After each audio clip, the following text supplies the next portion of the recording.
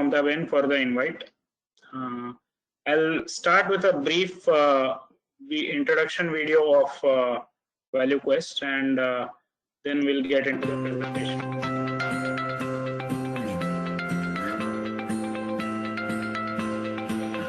He may be the new kid on the block. At an early age, he's identified the art of picking up multi-bagger stocks. And for him, performance really speaks.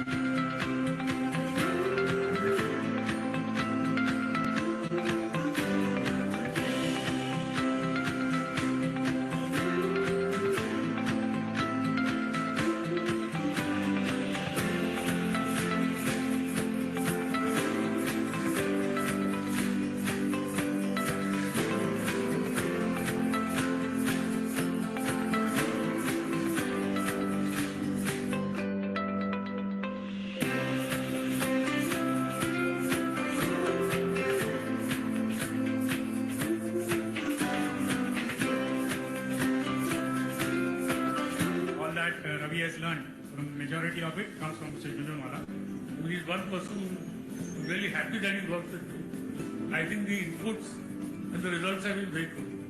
I would like to credit more to him than to my office.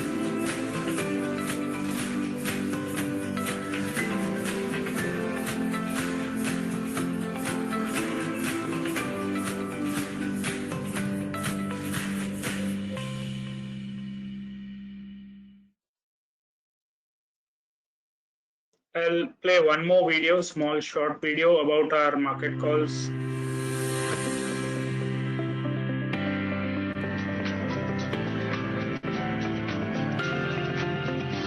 Let me start by making. You have many titles. Sorry. In India. So people who are thousands of kilometers away, they say that you are the water coffee of India. Sorry, one second. Someone says that you are a big bull. I'm really sorry. Two videos were playing simultaneously. Let me start by making that point. A lot of people think that COVID is the needle that pricked the bubble, but I feel it is the other way around. It is an accelerator or a fuel that's going to increase the fire even more. COVID, what does COVID stand for the market? I have an acronym for you, and the acronym is COVID. The C stands for basically consolidation across sectors, cost-cutting initiatives, and benign central bankers. O stands for opportunity to grab market share, for example, China +1, and it's an opportunity in adversity. V stands for attractive valuation, and it is a V-shaped recovery that we are witnessing. I stands for India First, Atmanirbhar. Government has initiated so many policies to help the local sectors. And D stands for accelerated adoption and digitization.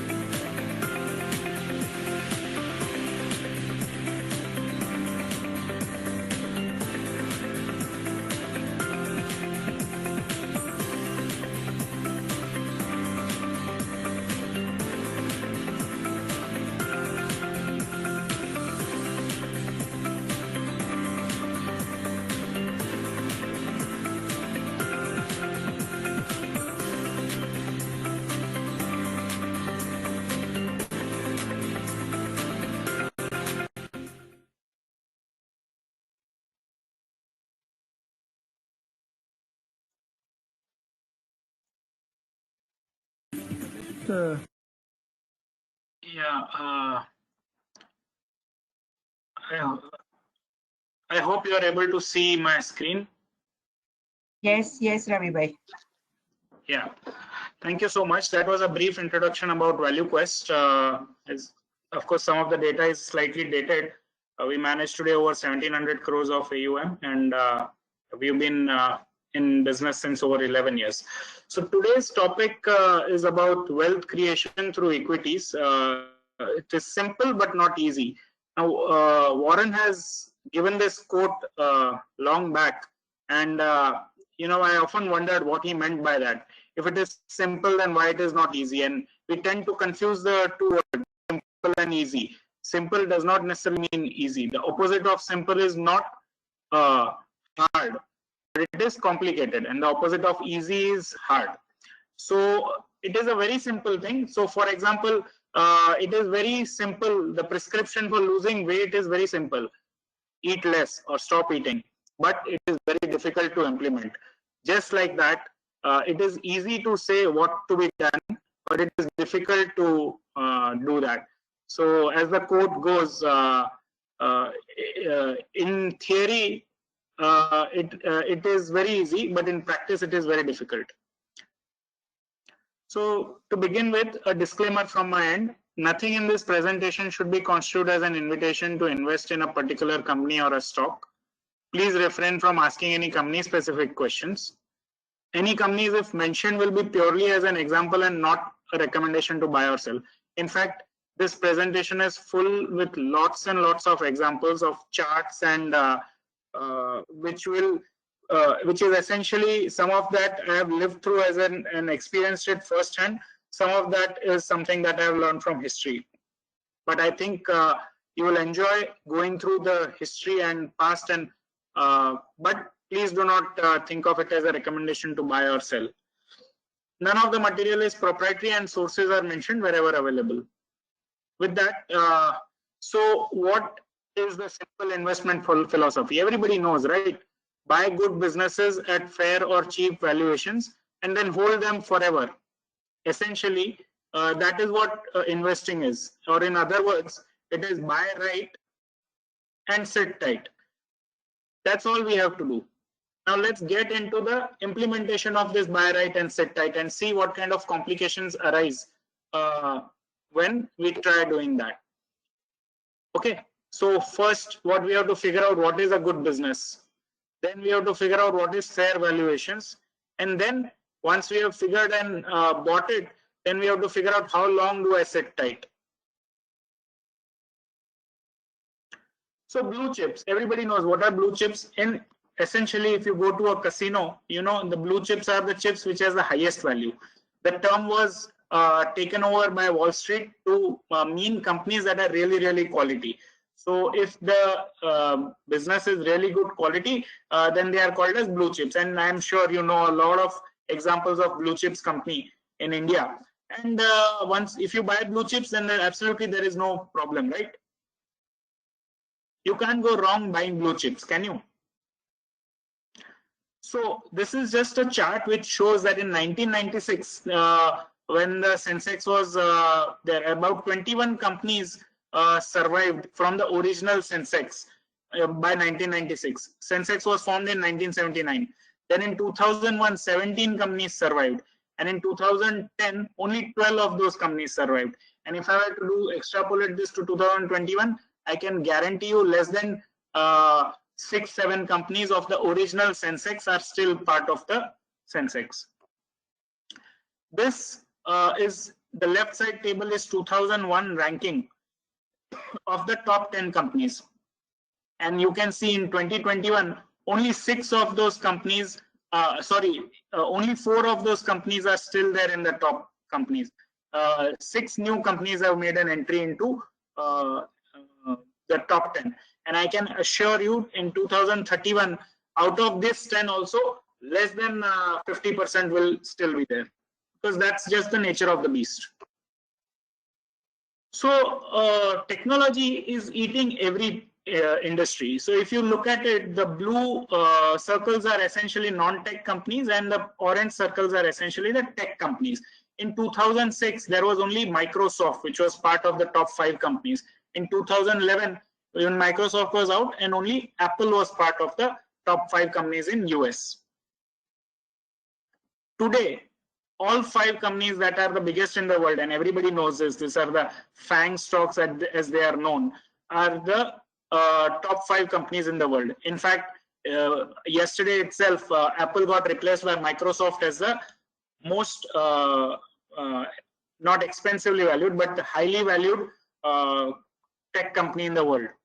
In fact, the highest any company in the world, highest valued. So world is changing, and world is changing faster, and it is changing in unpredictable ways. So it is very difficult to figure out what's going to happen. So this is a chart which shows various adoption of various technologies, telephone, electricity, refrigerator, stove, clothes washer, and how much time these technologies took to penetrate and reach 100% penetration. So if you see, telephone was invented way back in 1900 by in the early 1900s by Alexander Graham Bell, but it took forever. If you remember the bad old days of 1980s, when we used to apply for a landline, and it used to take forever for us to get a landline connection. So gone are those days, and we get mobile and we get internet penetration, and new applications reach gigantic proportions in terms of penetration almost overnight. So that is one big change that is happening. And now everybody says they are a technology company. JP Morgan, Goldman Sachs, we used to know them as finance companies, and no more. Brokers or finance companies or banks, whatever you call them, but now they are calling themselves as technology company. And now nobody is actually staying in their lane anymore. New business models and technologies come to the market, and the incumbent business models are challenged. New competitors emerge, and prior partners also start to resemble competitors. So what I am trying to say over here is, which will be explained further through examples, is that no business is sacrosanct, only one line of business. People keep moving into other people's line of business as well. So Mercedes-Benz used to have BMW and Lexus as their competitors. Today, Tesla, Uber, Google, companies that didn't exist more than, some of them not even a decade old, and some of them less than 2 decades old, and now they are competing with the giants of the auto industry. So the lines are blurring between what is an old economy company and a new economy company. So Walmart's competitors were Target and Costco. Now it's Amazon and Alibaba. Comcast, Time Warner, Verizon, these are all examples from US industries, but I'm sure similar things are going to pan out in India also. These are the companies that were the media companies, media giants of the world. Today it is Netflix and YouTube. So disruption happens gradually, then suddenly. This is chart of a company that was the market leader in smartphones before Apple launched its phone. So after the launch of Apple, still the company continued doing well for some period of time. If you see, the Apple iPhone was launched in Jan 2007. For almost a year, this company continued to do well. Now this is a stock price. The stock price continued to do well. Then 2 years down the line, suddenly there was a drop. And then another 5 months, and the company almost went into oblivion. Disruption happens gradually, and then it happens suddenly. Which company is this? BlackBerry.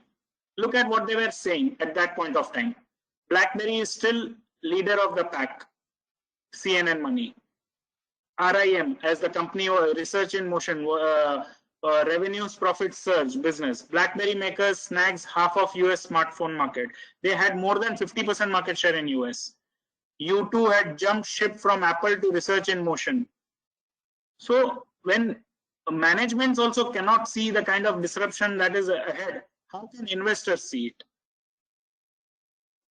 So disruption happens gradually, then suddenly. Another example. Neither Redbox nor Netflix are even on the radar screen in terms of competition. This is a famous quote, or rather infamous quote by Jim Keyes, the CEO of Blockbuster. Blockbuster was a video rental company in US, and they did not consider Netflix as a competition. In fact, they had an they had an option to buy out Netflix for $50 million. They did not. Today we can see Netflix has become the giant. I can hear some disturbance. Yeah. Today Netflix has become the giant, but and Blockbuster has been relegated to the dust. It does not exist anymore. In fact, closer home, if you see, there was a statement made yesterday by Rajiv Bajaj that it does not consider themselves and the other two-wheeler players as the legacy player, and they will champion. They are champions, and champions will have oats for breakfast. What is oats? It's the Ola, Ather, and other technology companies that are trying to target the two-wheeler industry. And this is a live example in front of us, and in 5 years' time, it will be very clear whether it is Rajiv Bajaj who will be right, or whether it will be this new age companies that will eat up the lunch of Bajaj and Hero Honda.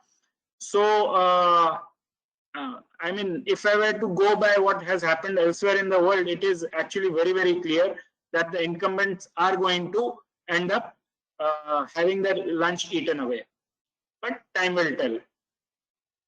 Disruption happens gradually, then suddenly.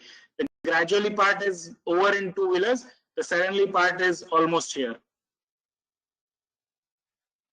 This is a chart which is showing the number of new disruptive unicorns that are being born. In Q2 FY21, calendar year 21, almost 136 companies became unicorns, and a lot of these companies are from India. India is also witnessing a big boom in terms of new companies becoming bigger in size. So this is just going to accelerate the trend of disruption for the incumbents, and various industry will have to bear the brunt of this, and time will tell whether somebody is able to survive or not. In every industry, this threat is there. So those were some examples of how the business is changing very fast. Now, this is a chart which shows that the cigarette consumption in US has been constantly falling. This chart shows from 2005 to 2016 how the cigarette consumption is falling. In fact, from 1981 to 2017, there has been a 44% drop in the cigarette consumption. Hello. I can hear some disturbance. Ravi bhai, still there? Yeah, still there. Let me check.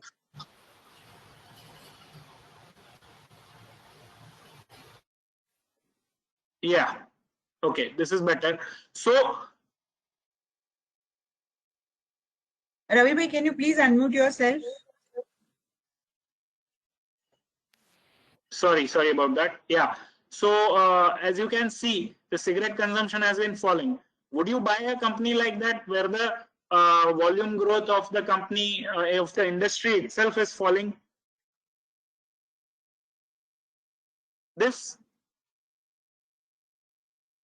answer could be yes also. Altria, which is the parent company of Philip Morris, has given 71,000% return from 1981 to 2017. So yeah, to level one thinking, it sounds like if there is no growth in the industry, why would you want to buy? But as somebody rightly pointed out, the answer was right, that you should have bought because it is one of the best performer and wealth creator of the last 2-3 decades. But we will have to see whether that pans out true over the next few decades or not. Similar story with Coca-Cola also. The volumes have been falling in sugary beverage, water-based beverages for a long period of time now. People are moving away from having soft drinks, but the stock price is not falling. Why would that be the case? Simple.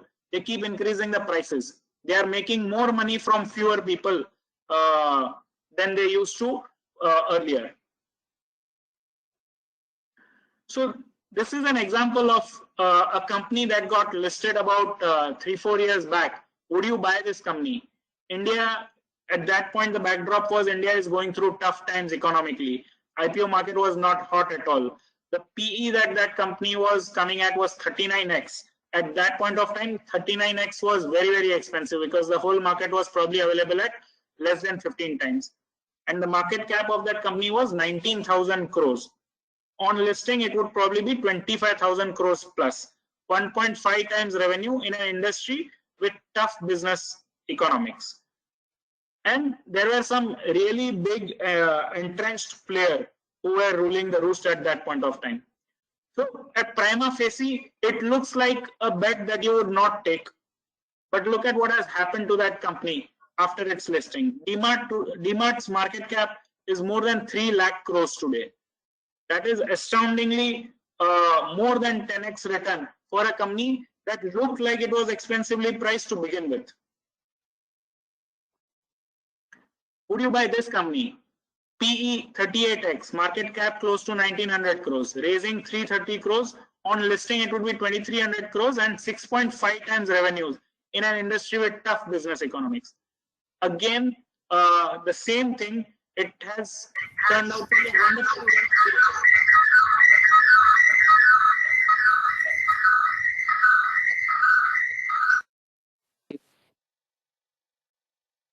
Ravibai, you need to unmute yourself again because I'm muting everyone together. Yeah, sure. I could hear a lot of echo.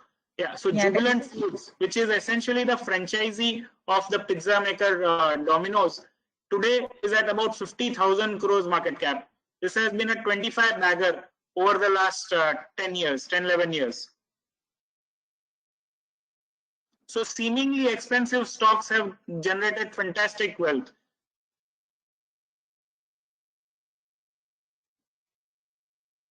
Okay, this is a chart of a company which is in the pharma industry. And if you have been tracking pharma industry, you would know if US FDA gives an adverse observation, it is very difficult to come out of that very easily. So Divi's had a almost a 60% kind of a price drop sometime in the year 2014-15. And there were some really severe observation as to why, and it looked like it is almost not going to survive this crisis. But this is what happened after that. The stock has been phenomenal winner. So, and this is a real life example. Many people missed buying that because people tend to extrapolate the negative news over a long period of time, ignoring the basic fundamentals of the company. So this is my first point.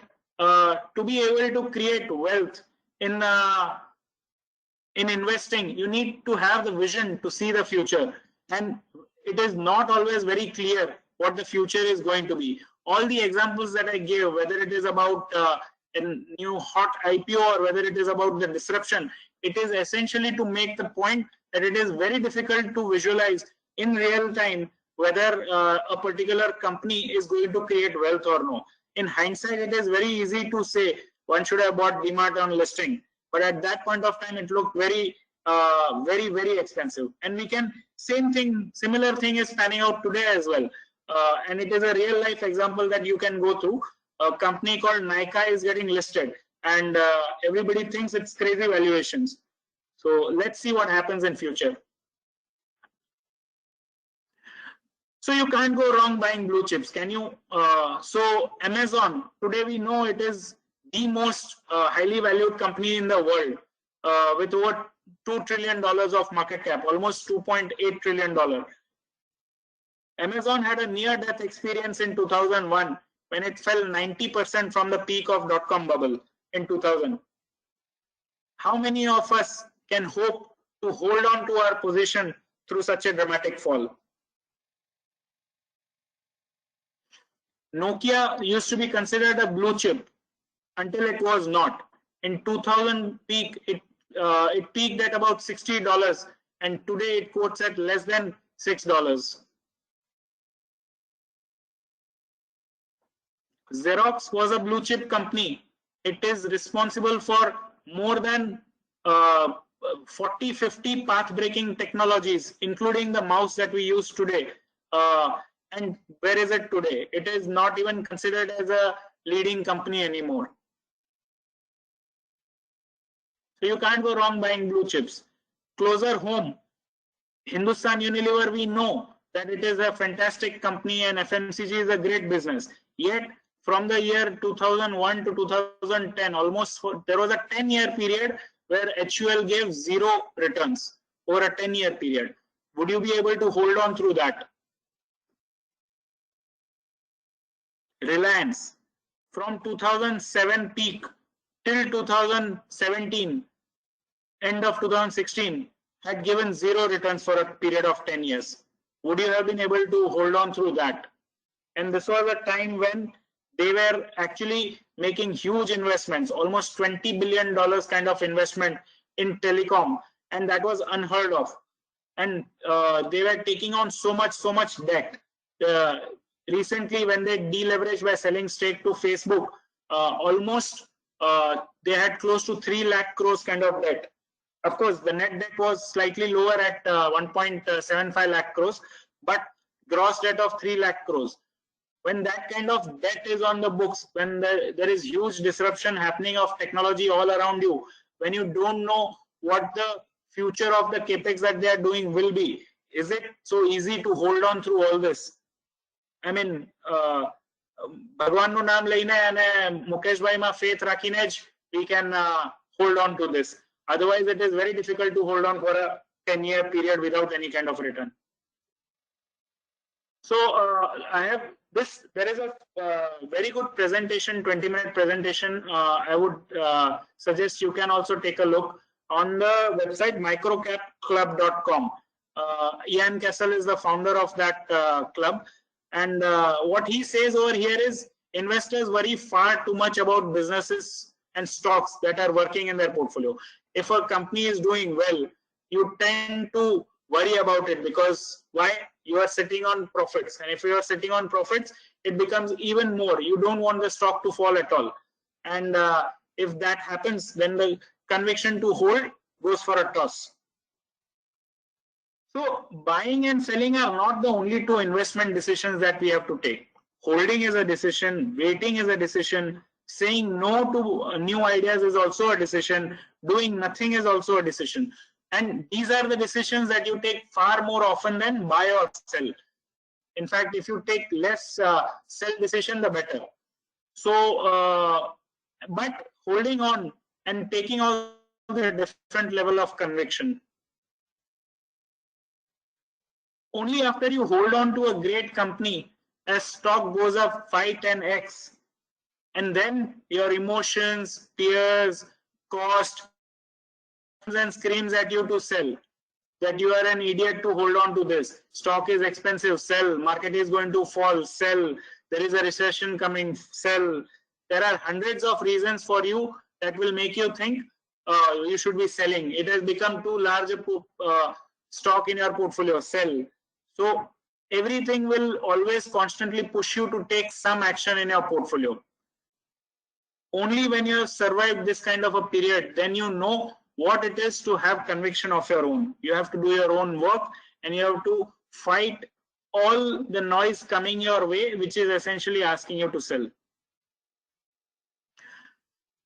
So we went through the buy decisions, which obviously is very difficult because you don't know what the future is going to be. Now let's take a look at some of the, so buying good businesses at fair valuation. The second part of the equation is fair valuation. What is fair valuation? So this is a chart of a company called Nestle. We all know it's a great business. It's a fantastic company, but it has never been cheap. In its entirety of existence, it has always been expensive as compared to the market.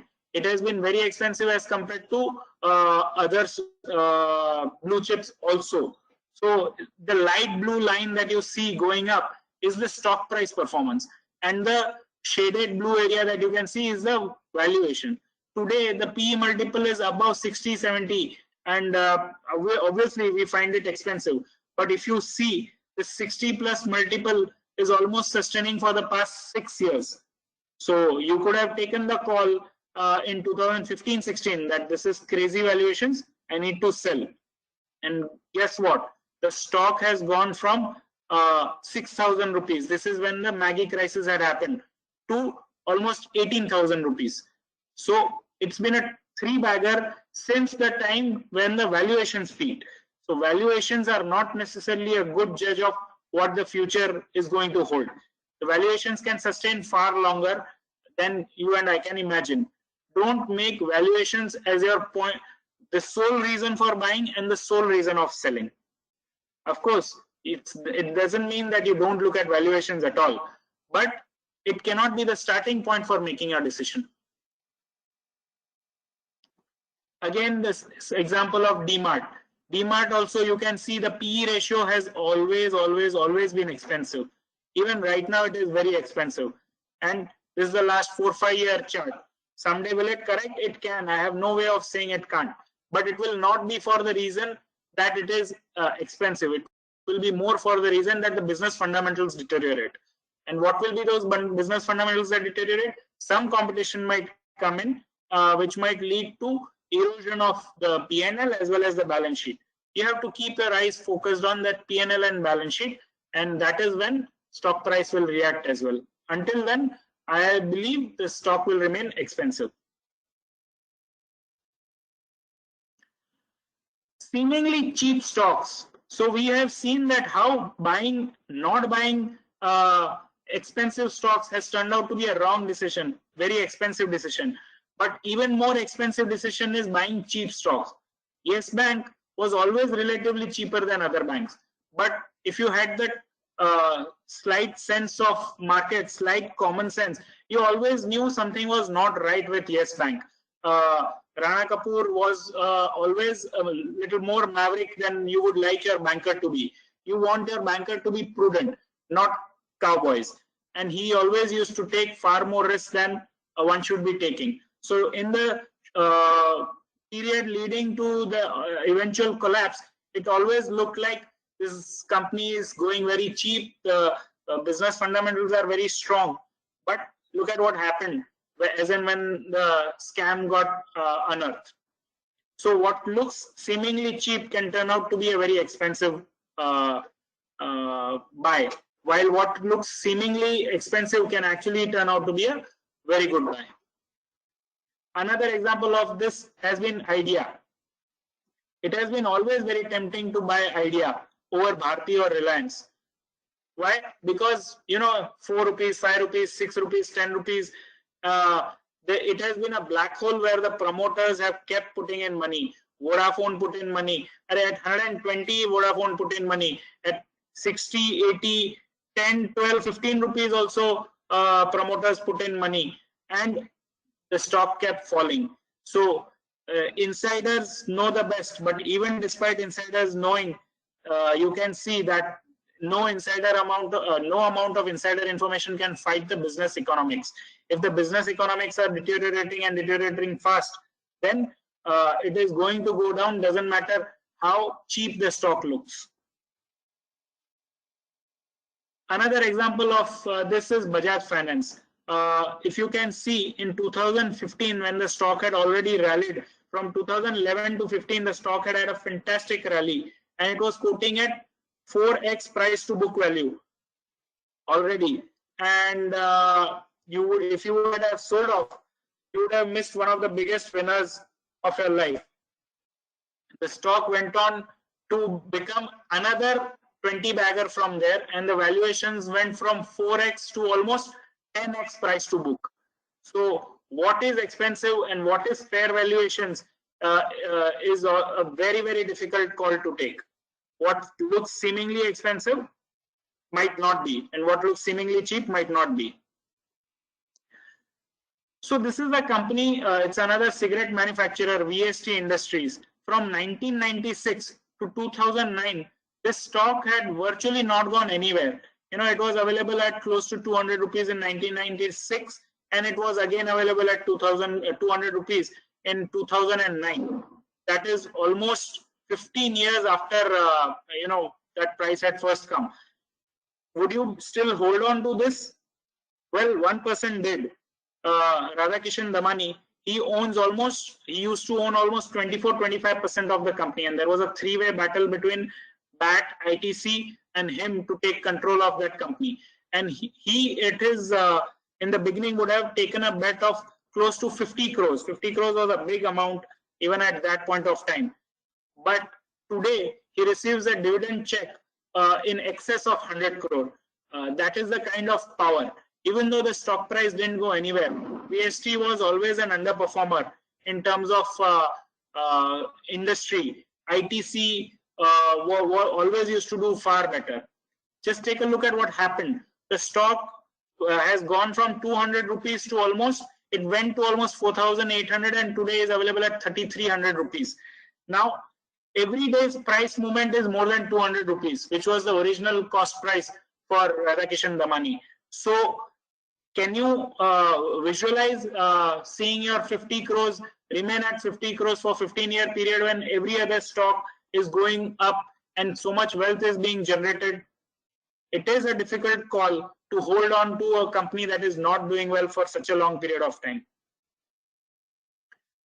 So this was more about picking more company-specific price-based action, or even for that matter, whether it's cheap or expensive. But there are other macro signals that will constantly unnerve you. There will always be reason that will be, that will shake you out of your position. And the biggest test, of course, will remain the price volatility. It is very difficult to see a 30, 40, 50% price drop in one of your large holdings. So this is a chart of US market from March 2009 bottom to the current period. And as you can see, there have been numerous reasons to sell. The jobs data was bad. The BP oil spill happened. The S&P downgraded US debt in 2011. There was a fiscal cliff that was coming up. There were all these European economies that were going through tough time, and there was fear of one of the PIGS economy defaulting. PIGS is being Portugal, Spain, those European economies. There was Ebola virus outbreak, US elections. So many reasons why you should have sold off, and this also includes COVID-19, which was one of the biggest reason, and it saw a huge fall as well, almost 40% kind of a drop in a matter of month. So it looked like this is a there are hundreds of reasons why one should have sold off, but take a step back and see all those reasons turned out to be noise. Every future correction looks like a threat. Every past correction looks like an opportunity. Closer home, this is the chart of Sensex since 1980, and there is Harshad Mehta scam, there is Ketan Parekh scam over here, there is global financial crisis, there is COVID crisis, and many other reasons, Kargil war. So many things have happened, and every time I'm sure people have had reasons to sell out. Never do you get a reason, because the bad news makes headlines. Gradual improvement does not make headline. Only negative news make headline. Positive news rarely make headlines.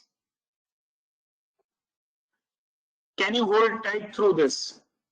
There is a war, so that this September 11 attacks happened.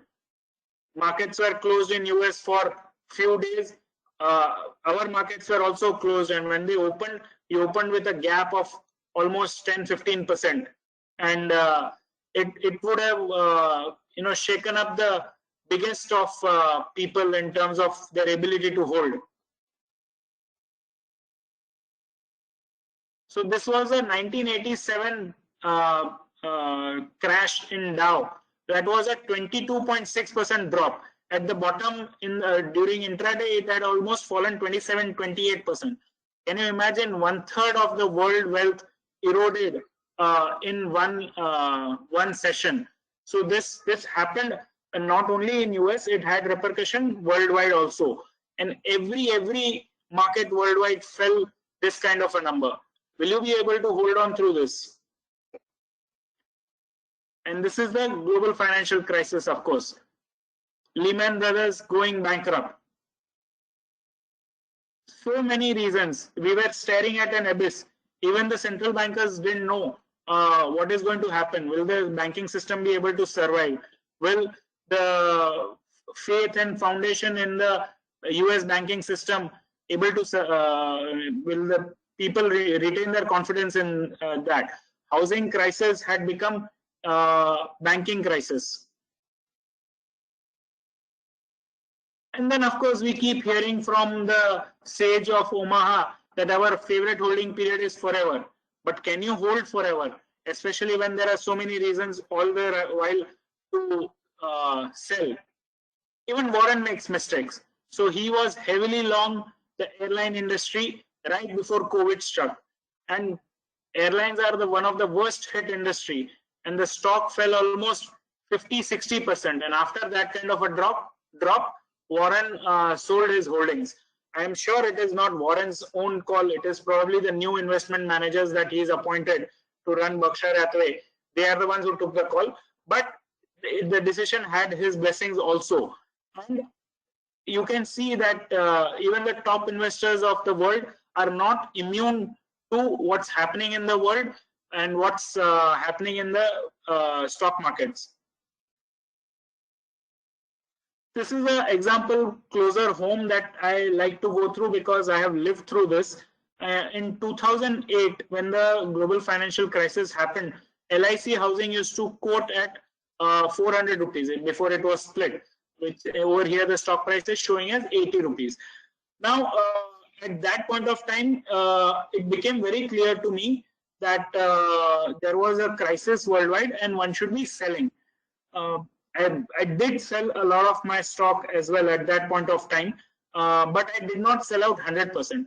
So if I had 100 rupees worth of stock, I would have sold 50 rupees and held on to 50 rupees. That 50 rupees that I held on became 25. That is the kind of vicious fall that we saw. So in hindsight, of course, I should have sold off all 100 rupees. Why would I hold on even that 25 rupees also? One of the stock that I continued holding on to was LIC Housing. At that point of time, I kept feeling the stock is very, very cheap and there is a big runway ahead because the housing boom had not yet happened in India. People needed houses and the mortgage penetration in this country had a long way to go. And LIC was one of the top leaders in the industry. Of course, it's another matter that later on we have realized that PSU companies rarely generate wealth that is sustainable. But look at what happened post 2009 fall. The stock fell from 400 to 200. That's a 50% crash in a matter of 1 year.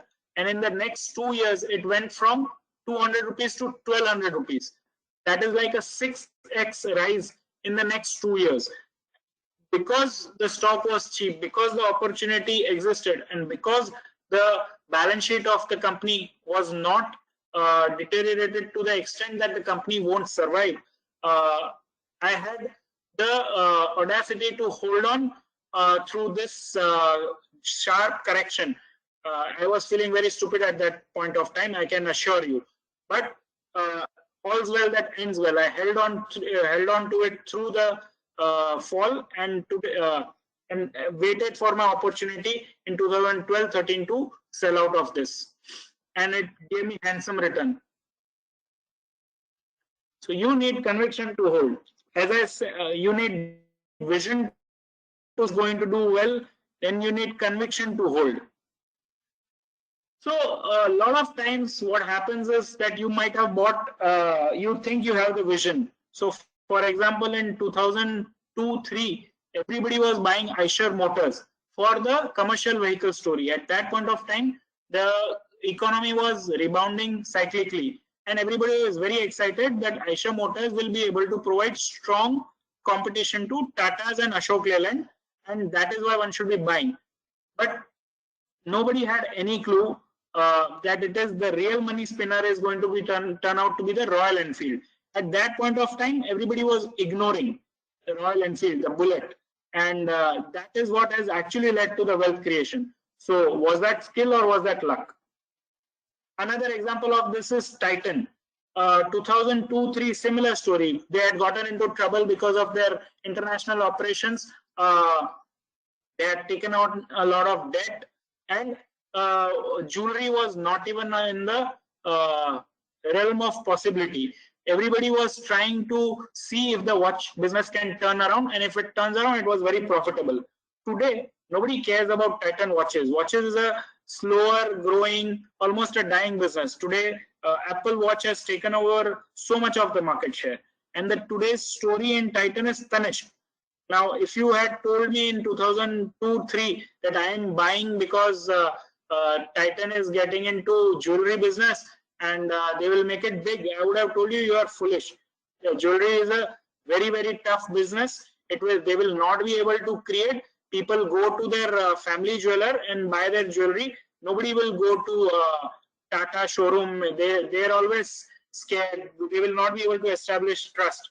But that is how it has panned out. So again, was it skill or was it luck?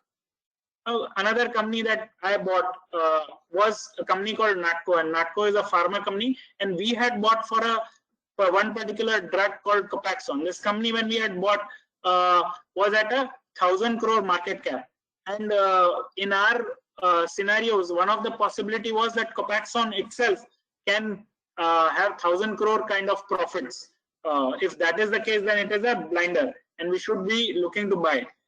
It did happen. Copaxone did generate about 700-800 crore kind of profit for Natco, but it happened much later. In 2010, when we bought, finally the Copaxone played out in 2017. 7 years. Our expectation was it will start from 2014. It happened 3 years late. But in between, a couple of other drugs came in, which made the stock a multi-bagger. So it is not that we had any clue whether which drug was going to do well, but we believed in the opportunity, we believed in the promoter, and we believed the valuations were in favor. That is how the investing is. Investing is not very clear cut. There is no clarity always. The clarity is always in hindsight. It is in the rear view mirror. You can see this is why the stock went up. But when it is happening, very few people can actually visualize clearly what is happening and why it will continue to happen. So it does not matter whether it was skill or luck, as long as you learn from it. It would be a waste if you did not learn from it. So I'm coming to the last portion of my presentation, and this is what the chart of Titan looks like since Rakesh Jhunjhunwala had invested. He picked up nearly 10-11% of the company at a little more than 30 crores his stake. So you can imagine approximately 300 crores odd market cap and 30 crores he had deployed in that. And at that point of time, people used to wonder, who is he going to sell his stock to? It is very difficult to build position in such a small cap stock, and then it is even more difficult to exit that stock when things go wrong. I am not saying that he had the complete vision to see what's going to happen, but the odds are in his favor. Then he took that bet. But let's see what the journey looks like. Okay, this journey in this chart looks like, yeah, of course you buy in 2001 and you hold on till 2021 and you're going to make fantastic return. Let me just take you through some of the things that happened. So this was 2012 to 2013. There was a huge fall of more than 50-60%. In 2008-9, another drop of 50%. In 2017-19, another big drop, and which would have scared you out of your position, no doubt about it. This is what it looks like. In the last 2 decades, Titan has fallen twice between 25 and 30%, 11 times between 30 and 50%, and 2 times upwards of 50%, and once almost 82%. So this is the kind of fall. This is what it looks like. You have the, you might have the vision to see. You might have the, you might take a big position, but will you be able to hold on with conviction through these kind of ups and downs, that is what is needed to create wealth. So everyone had the same opportunity, but not many could identify. Even fewer could build substantial position, and only one has held through the ups and downs. So a lot of people say that Titan made RJ because he managed to, have a 10% stake. But if that was the case, then everybody had the same opportunity, right? Everybody could have built that kind of a stake, whoever had that kind of money. Let me say not everyone, but a lot of people at their own end could have built a large position by their own standard. If you had 100 rupees to put, you could have put 25 rupees into Titan. And that would have been a substantial wealth creator for you as well. So he had the vision to see that Titan can become a great company. He had the courage to build a large position, and he had the conviction to hold through all those ups and downs. All the three things are necessary for you to actually create wealth by investing in equities, which rounds up back to my original hypothesis, which is that investing in equities is simple, but it is not easy. This is a quote from a book that I really like, which is there is a character called Jesse Livermore in the book Reminiscences of a Stock Operator. And he actually went bankrupt thrice, and he actually died bankrupt, and he committed suicide. But the book is full of learning that I would really urge you to read, because investing is not a game of intelligent, it's not like you have intelligence and you can be a great investor. It is more about temperament. The most important organ in your body that is required for investing is your stomach. It is your gut. The ability to withstand losses, the ability to hold on to your position, the ability to hold on to your conviction through ups and downs. Men who can be both right and sit tight are uncommon. I found it one of the hardest things to learn, but it is only after a stock operator has firmly grasped this that he can make big money. So as you can see, the entire presentation of mine was made to buy right, say sit tight is easier said than done. Thank you, and happy investing, and happy to take questions. Should I stop sharing screen? Yeah, thank you very much, Ravi bhai. Mamta Ben? Yes, I'm there. Yeah. Anyone have any question? Please, you can directly ask. May I ask a question? Yeah, please go ahead. Yeah, thank you, Ravi bhai, for sharing your insight into the equity trading. I have a question regarding the recent IPO craze going on. If you see, starting from Zomato and all the unicorns following them, they have valuation of 10 billion, 5 billion, something like that upon IPO listing. Does it really make sense, considering that they never made money so far? So, very pertinent question, very current question, and give me some time to address that. I am not going to give you a clear-cut answer, but I will try and still give you an answer that hopefully will make sense. So, one point that you mentioned, that they are still loss-making. I think even if they are loss-making, does not mean that there is no value to this company. There is a lot of value, and you can see this value when you yourself would be using either Swiggy or Zomato. Your family members will be using Swiggy and Zomato. So the obvious need for the service is very, very clear. And now there are only two players left in the industry. Even Uber Eats got acquired, and there are not many other people who can come and challenge this. So this will become, so to say, a duopoly structure. Leaving valuations aside, is there a sense to the business model? I would believe so. Don't go by profit and loss. So Amazon had been loss making for almost 10-15 years, but it was always positive cash flow generating. The thing to focus on over here is twofold. One is whether they make money at the unit cost level, which is the contribution level. For every trip that the delivery person makes, is it making money or does it make sense? Are they charging 25 rupees or 30 rupees? On that 25, 30 rupees, are they making money or losing money? If that unit economics level, if they are making money, then don't worry about the fact that at company level, they are not making money at this point of time. So that is number one. And the number two is cash flow. The business model should be able to generate cash flow to sustain itself. They should not keep coming to the equity markets to sustain. Essentially, there is a land grab happening right now where you are trying to take away as much market share as possible. I believe that phase is gotten over in this particular industry because now both the entrenched players have close to 50% kind of a market share.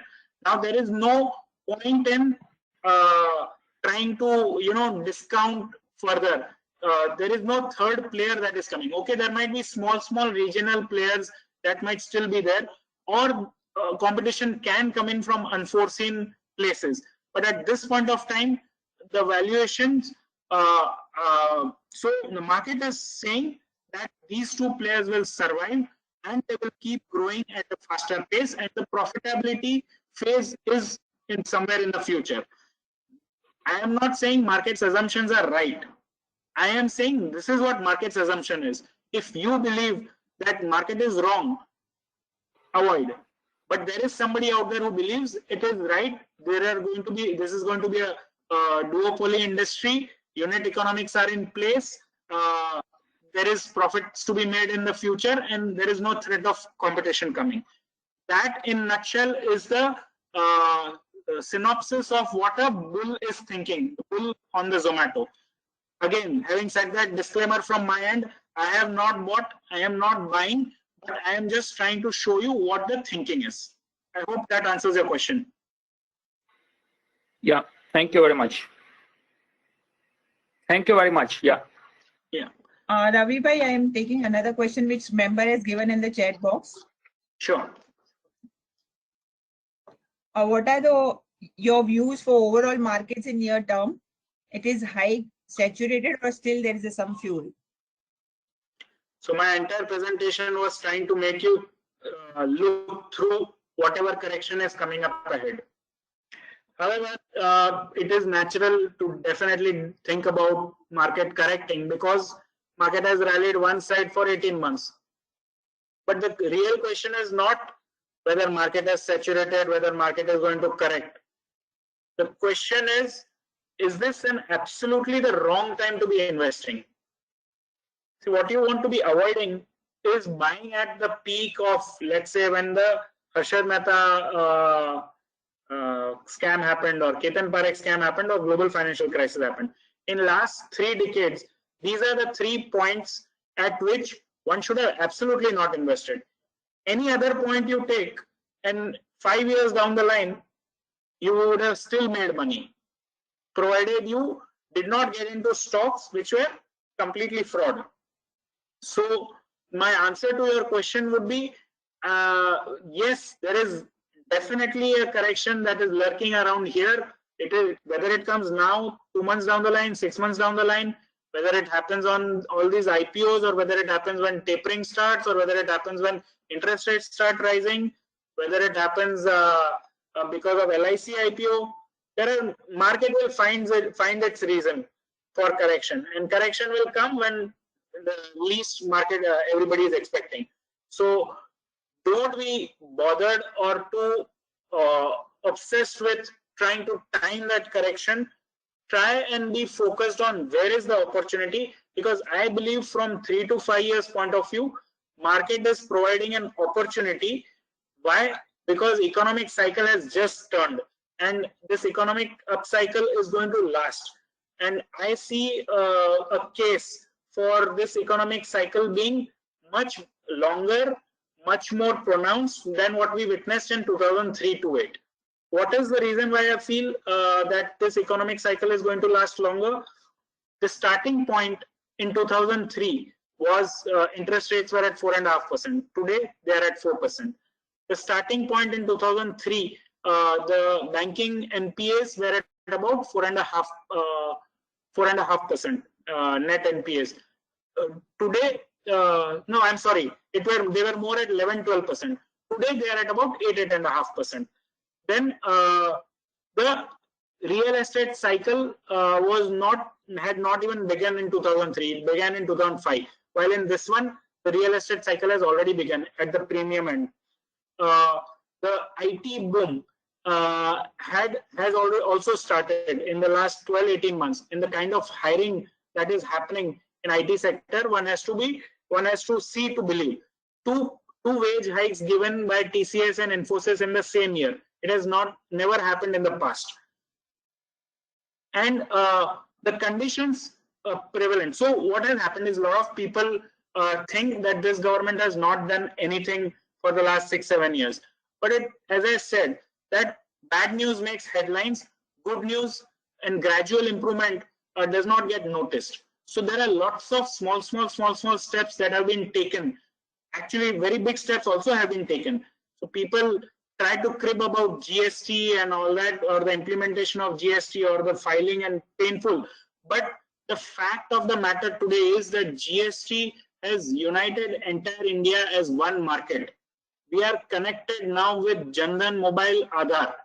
We have something called as India Stack, which enables all these startups to create an app based on this India Stack. This India Stack is a public utility, and it enables you to do a KYC and verification, validation, all that can happen without revealing the identity of the person. So it's the kind of foundation that we have built, and the stimulus now that we have got from the low interest rates and the amount of money flowing into Indian economy. We are witnessing the highest amount of inflows in FDI into India. Highest not only for India but highest in the world. We are getting more FDI than US and China also, at about $75-80 billion. The startup economy this year will get close to $30 billion. $30 billion, just to put it in perspective, Silicon Valley startups would be getting somewhere between $70-80 billion. So $30 billion is almost 40-50% of what the startups in US are getting. And that is a huge stimulus, external stimulus that is coming into the economy. Something that the government didn't provide is coming from the private sector, from foreign money. Where is all this money going? This money is going into either buying out other companies, or expanding capacities, or doing R&D, or building infrastructure. And when that money is spent in the economy, again, to provide a context, $75 billion of FDI is roughly about 1.5% of the GDP. And this is a far bigger stimulus that we have ever received in the past. So that is, and it's not like government is not doing its bit. Government is supporting the lower strata. Government is also ensuring that they try to do more spending. Till now, they have been focused on supply side. For the first time now, demand side stimulus has also come. It all started with the 25% tax rate cut that they gave. Corporations in India are at 25% tax rate. Lowest interest rates, lowest tax. There was no investment in capacities for 5-7 years. Suddenly the demand booms, and we have a huge boom that is waiting to happen. Whoever survived COVID is right now rolling in money. So the boom has just started. The economic boom has just started. It is not going to peter out overnight. Market might move a step or two ahead of economy. Economy will move up to catch up, and markets might move down, and we might again have the next leg of rally at some point of time. So I believe we are in a multi-year bull market. Ignore the 3-month, 6-month correction that is going to happen, 20% correction that is going to happen. At some point it will come. I will not be able to time it.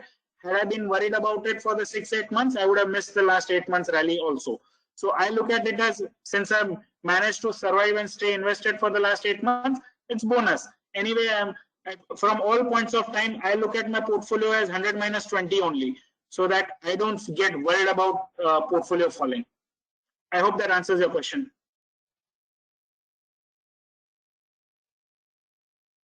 The next question is, what should be a parameter for long-term investors should look while buying business today?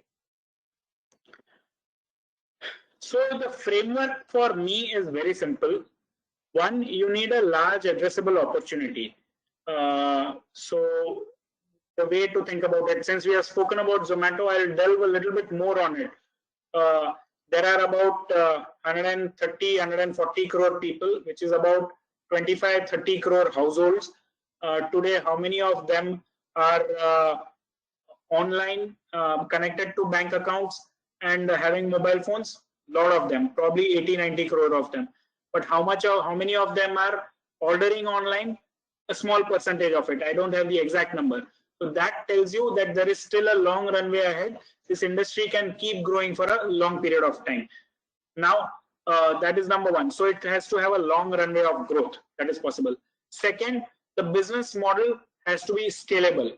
Scalable, again, the same thing that for incremental sale that they do, the cost should be less and less, and they should be able to grow.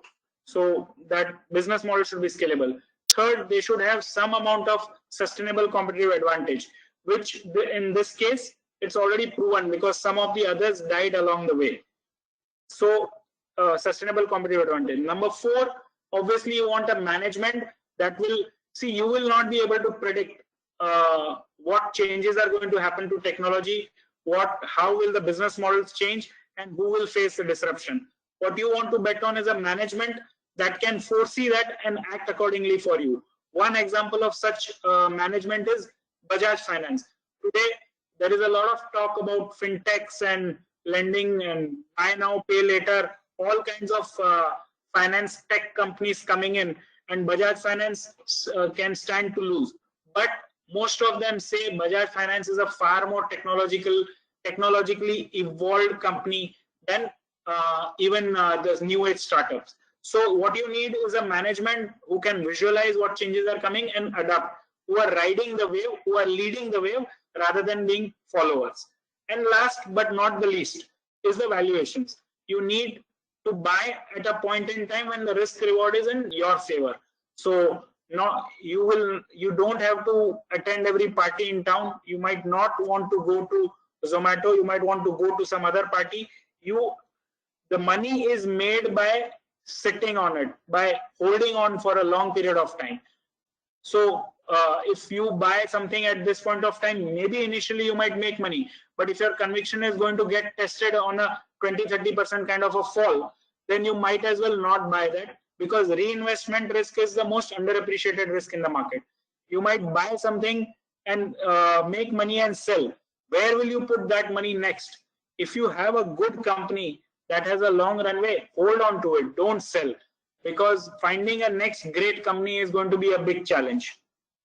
So to just summarize, this is my framework of how to find companies, how to look for long-term investments, but you have to keep building your conviction in the company, in the industry, by doing constant research. Buy and hold does not mean buy and forget. It only means buy and keep constantly reviewing it, keep constantly building conviction in the company that you own. So if your conviction gets shaken, then you will end up losing your position. And it is very challenging to find new opportunities all the time. Thank you, Ravi bhai. The next question is, what are the biggest mistakes an investor makes? So I don't know the biggest, but I can tell you the biggest risk that the investor faces is the investor himself. It is not the market. It is not the central banks of the world. It is not anything else, but the investor themselves. We constantly have to fight our own biases. Sometimes I saw a stock at 10 rupees. It has moved quickly to 20 rupees. I will not buy. Why? Because I saw it at 10 rupees. That is anchoring bias. If I can see that 10 rupees eventually becoming 100 rupees, will it matter that it has become 20 rupees right now? No. So what you need is to have that conviction that it can become 100 rupees at some point in future, and I'll buy at 20 rupees, understanding that it can fall also, and if it does, then I will be willing to buy more. So you have to understand how you are going to position size yourself, how you are going to enter into so you have to guard against your own biases. There are lots of confirmation biases. If you buy something and the stock price goes up, you believe you are right. Stock price is the worst kind of confirmation. You constantly need to be focused on whether the company fundamentals are panning out. Just because stock price is moving up does not mean that you are right. Just because stock price falls also does not mean you are wrong. You need to have that conviction that what you have bought, you should know what you have bought, why you have bought, and how long you will hold on. So the biggest risk to the investor is always the investor himself, because he might believe one thing but can end up contradicting himself.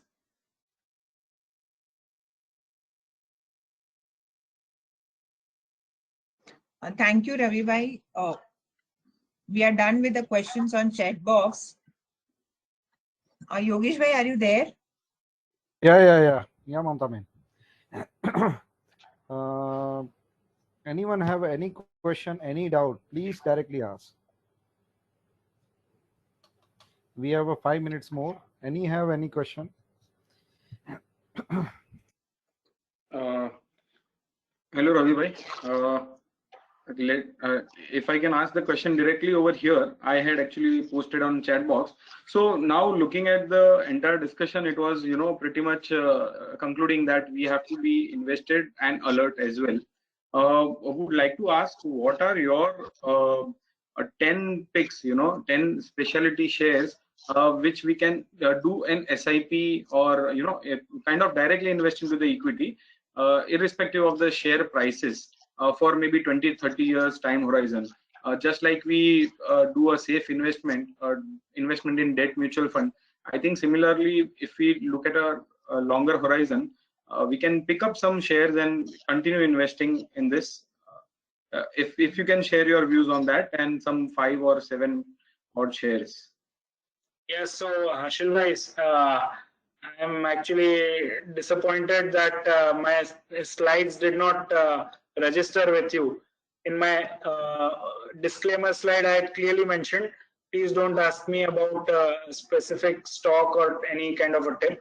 That is number one. And number two, I had so many slides which showed you that the top companies of today are not going to be the top companies 10 years down the line. So taking a 10, 20, 30-year call at this point of time is impossible in my opinion. You have to have something called as a rolling view.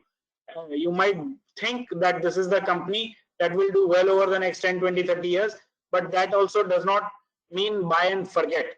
You have to keep reevaluating if the fundamentals of the industry are changing or the fundamentals of the company are changing, and whether new risks are emerging. So it is not easy, and I will not hazard naming any company for 10, 20, 30 year period. Forget 10, 20. I will not name any company to buy or sell for the next 1-2 year also. So please, you'll have to excuse me for that. Noted. Thanks. Ravi bhai, it's a personal question here that most of the investor now going for the mutual fund, not directly for the equity, for the risk orientation and all. What your suggestion on that? So I think I don't know if your conclusion that most people are going for mutual fund is correct or no, but let's assume that it is.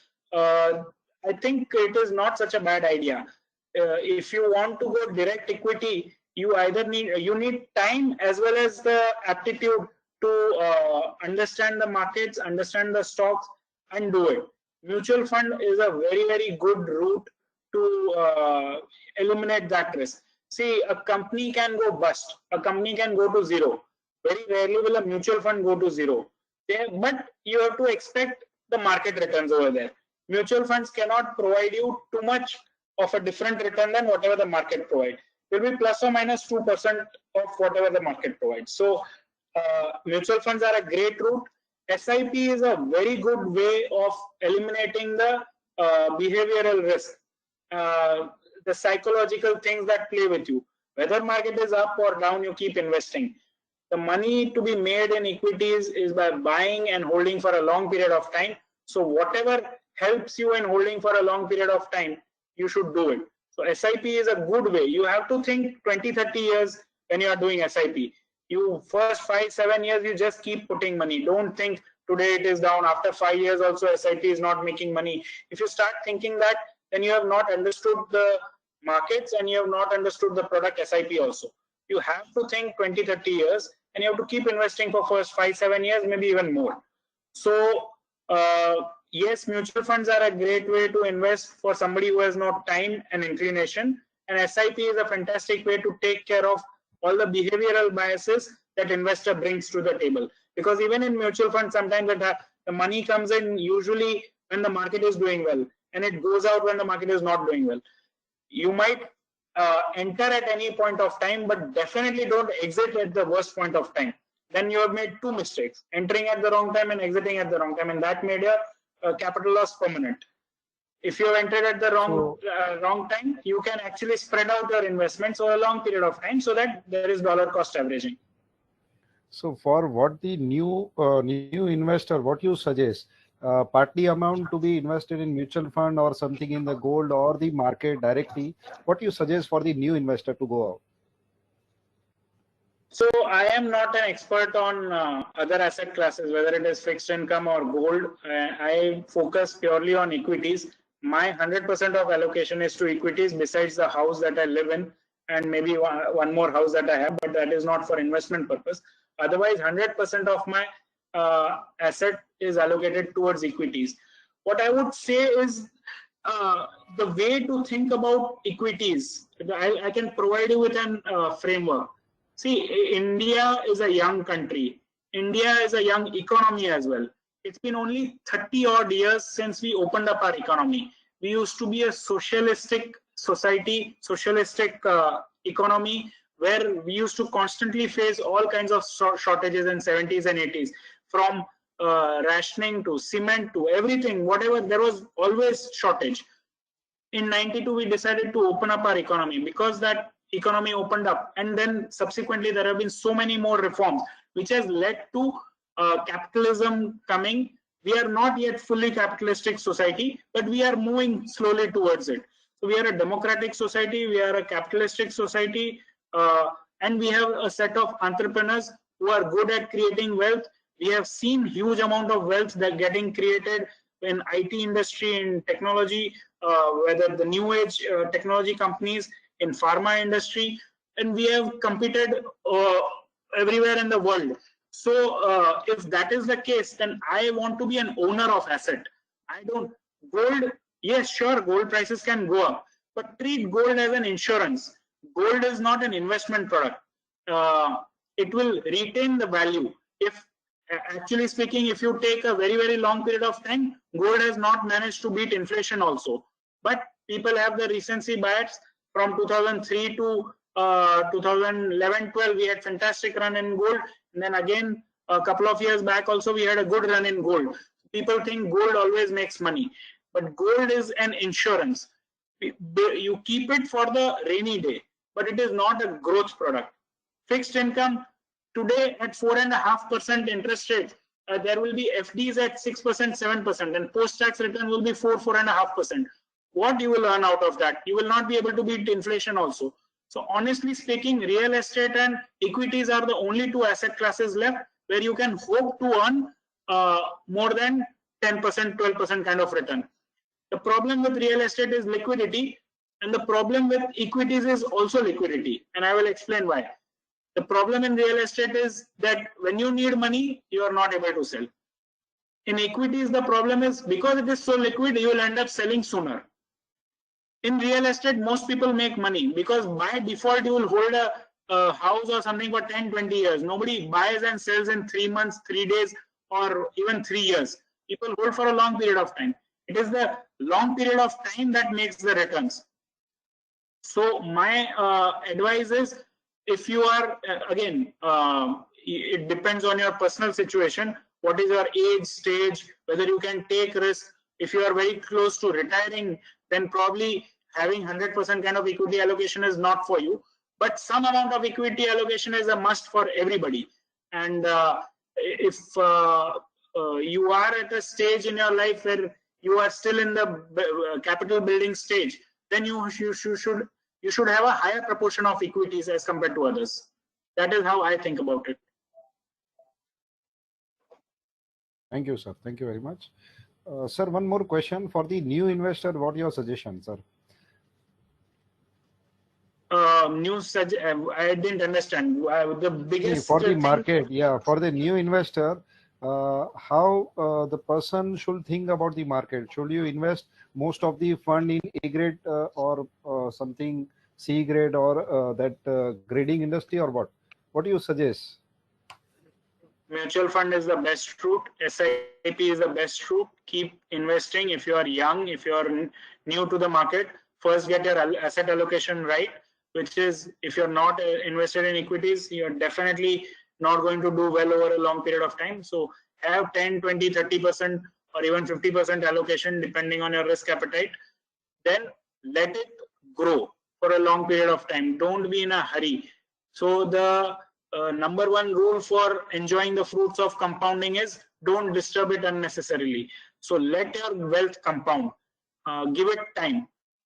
If you don't have the aptitude or the time to do investing on your own, then I suggest go through the mutual fund route. And if you are kind of a person who gets impacted by markets going up and down, when if you become greedy when market goes up and become fearful when market goes down, then you might as well do it through SIP, because it neutralizes the emotions. Thank you, sir. Mamta Ben, any question further? Sir, Ravi bhai, I just wanted to know about that. What are the industries, not the companies? As you said, the companies you will keep away from speaking on. A specific company you won't be able to answer. But I just would like to know what are the industries which are supposed to be in the next 10 or 20 years of a time period, which would be a good investment industry areas, like may it be a property shares, may it be an software shares, or an FMCG or something like. What are the best 5 industry-wise areas which one should look into for investment purposes and coming 10 to 20 years of time? In your views, what are the best industries like? Sure. Fair question. I will try and answer it. So at this juncture, I believe there is a lot of favorable risk reward scenario in financial sector. Now, there are certain sectors: financials, consumer, pharmaceutical, and IT, technology. These are all weather sectors. You might want to hold off if a particular sector like IT has rallied a lot in the last 12 months. You can wait for a 3-6 month period till it corrects and consolidates to enter. But from a long-term point of view, these are all weather sectors. Within that sector, some companies can do very well and some companies can not do very well. But these sectors are always going to be around, and one should be always looking to have some exposure to these sectors. Then there are certain cyclical sectors, whether it is auto, whether it is manufacturing, capital goods, whether it is real estate, as you mentioned. These are cyclical. I believe we are at a stage where from where the cycle is going to pick up, the economic cycle is going to pick up. So at this juncture, you should have exposure to the cyclical industry as well. But these cyclical industries are not meant for stocks to be kept for 10, 20 years. These are more stocks that you keep for 3, 4, 5 years and keep reevaluating, because at some point the cycle turns again. Real estate, the cycles are usually long. Upturn lasts 6, 8, 10 years and the downturn lasts 5, 6, 7 years. So we are just ending the downturn, which lasted from 2013-14 to 2021 and 20. So the upturn has just started. So the real estate cycle will do well. But you don't have to play the real estate cycle by buying land or by buying real estate developer. There are many other ways to play. You can buy a housing finance company. You can buy companies that are into building material, consumer electricals.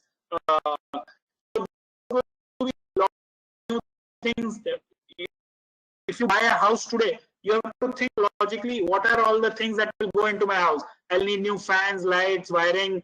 I'll need maybe sanitary ware, all those things, flooring, tiles, all those things will go into the real estate. And if the real estate cycle is there, then these companies will also do well. These sectors will also do well. So the theme is economic cycle revival, and one should have exposure to these economic cycle revival. And I believe the risk reward is very favorable in these companies, because right now the secular sectors like IT and consumers are not providing such a favorable risk reward at this juncture. You would be better off not going too much overweight on these sectors at this point of time.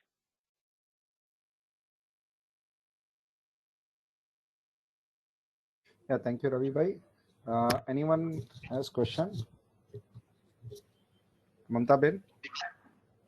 And there are no question in the chat box. So, anyone have a question? We have 5 minutes more.